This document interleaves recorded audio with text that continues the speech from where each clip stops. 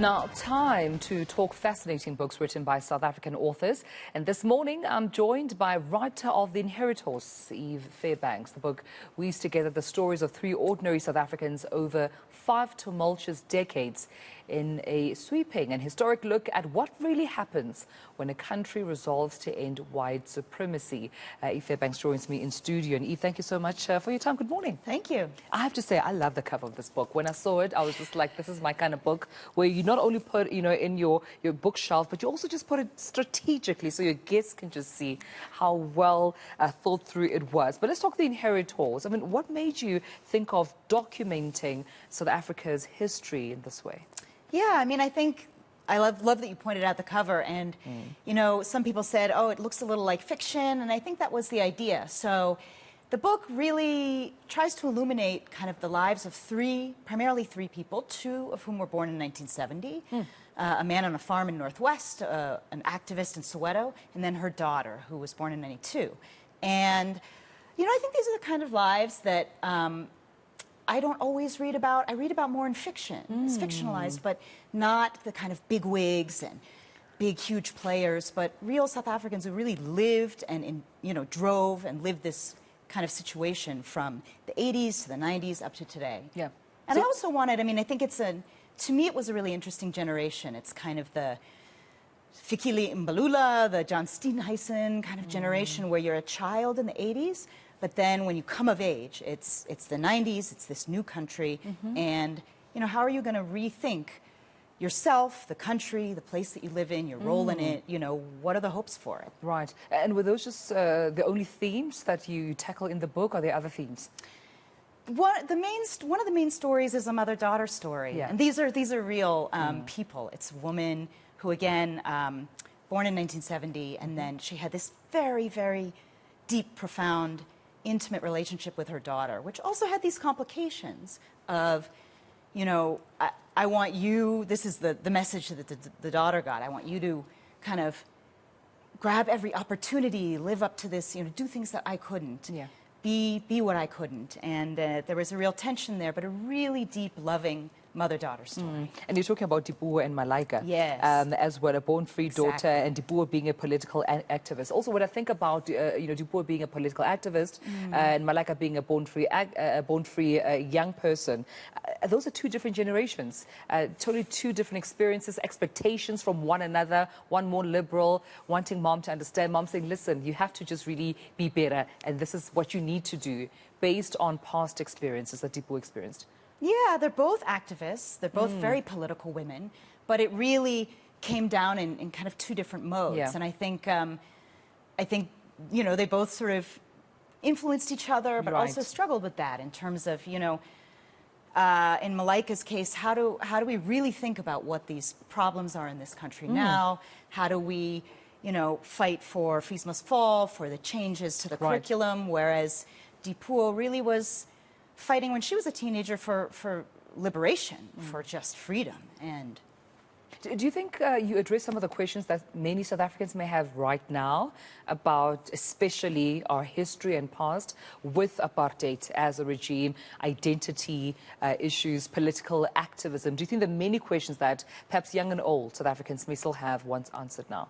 I do think so. I hope the book is a beautiful read and not too heavy, but that said, I was born in America. I've lived here for 15 years, in Bloemfontein. I lived in Thohoyandou, in Cape Town, here in Joburg. And I do hope that one of the things that's maybe unique about this book is that I think in South Africa, as in where I'm from, there are a lot of things that you're not supposed to feel, a lot of feelings you're not supposed to have about how the country is going, either, hopes, even some optimism, or in some cases, real fears, real sense of maybe shame and guilt on the part of a whole wide range of people. And I do hope, I think there were some things that people were able to say to me quite frankly, because they weren't sort of burdened maybe by, I feel embarrassed admitting this to a fellow South African. And so I do think it's quite contemporary. People will find that there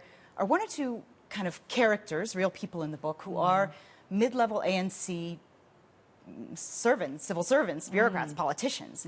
And one of the things that I really hoped to do with the book was kind of show it's not the right time to say the humanity of those people, and yet they were formed by the same South Africa, the same crucible that formed everybody else, you and my partner who's South African. And so I think it's really important to understand, especially going into 2024, you know, you put a new set of people into the same institutions, into the same power kind of positions, and you're expecting something totally different because there was just something wrong with those people. But there are these pressures. This institution kind of shaped people to become, you know, the disappointing figures that they may turn out to be. And I think that's really important to understand. And these figures in particular, I became quite close with them. We met a lot, and I tried to show, you know, who they are as human beings. And I'm keen to know about that because you lived in South Africa for 15 years, traveled or lived in different areas and spaces, got to interact with, you know, different types of people in the country. How did that inform